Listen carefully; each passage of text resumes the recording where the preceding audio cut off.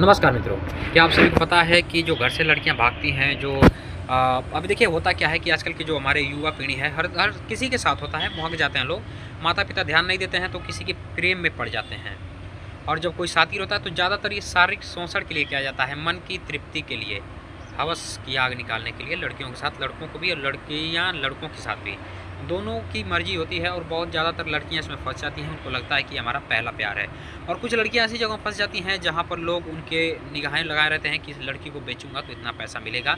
तो जो घर से लड़कियां भागती हैं, इनके साथ होता क्या है कि 1-2 महीने लड़के ने मजा लिया, अगर गांव का लड़का आसपास का लड़का फिर छोड़ के वो भी चला जाता है। और कुछ लड़कियां तो लड़कों को ही छोड़कर भाग जाती हैं। तो आज अब जो इतने प्रकार के जो न्यूज़ देख रहे हैं, ड्रम में काट के बंद करना या कोठे पे बेच देना, तो ये सब सत्य है।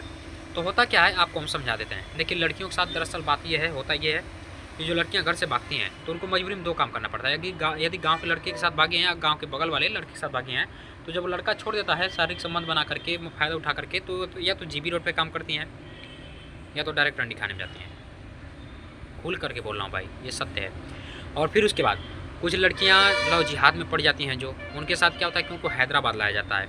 हैदराबाद विदेशों से लोग आते हैं, उनको जो है कि टेस्ट लेते हैं, टेस्ट मतलब शारीरिक संबंध बनाते हैं। और लड़की अच्छी लगी तो लड़की को क्या करेंगे कि खरीद के विदेश लेकर चले जाएंगे। आपने अक्सर सुना होगा कि नेपाल की लड़कियां जो हैं बाहर जाती हैं काम करने। आपको पता है इनके साथ क्या होता है?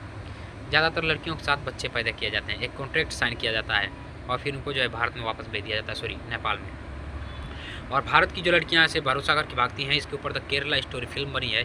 इससे बेहतरीन क्या उदाहरण हो सकता है आप सभी के पास? ये नहीं कि केवल मुसलमान ही भगा करके उसका शोषण कर रहा है, वो तो करते ही हैं, बहुत ज़्यादा करते हैं। हिंदू लड़कों के साथ भागने वाली लड़कियों के साथ भी ऐसी दुर्गति होती है। जिनके माँ बाप अपना लेते हैं, मुझे लगता है कि सबसे बड़े मूर्ख माँ बाप हैं वो। और जो लोग छोड़ देते हैं उनके हालातों पर, वो सबसे बेहतरीन है। बेशक अपनी औलाद हो, उनको छोड़ देना ही सबसे ज़्यादा बेहतर है और उनके लिए वही एक सबसे अच्छा सबक भी होता है। और ऐसे लोगों को छोड़ देना सबसे बढ़िया काम होता है।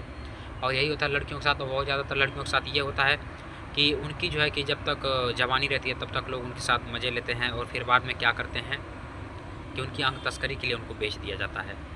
ऐसे ऐसे केस देखने को और सुनने को आपको बहुत सारे मिलेंगे।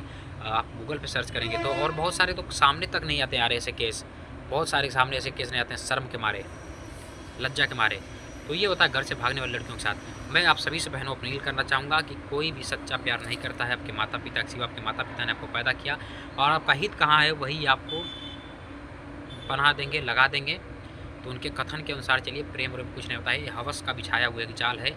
और दुनिया में भेड़ियों की कमी नहीं है। आपका भाई आपके भाई के सिवा कोई आपका भाई नहीं हो सकता है, इतना याद रखिए आप लोग।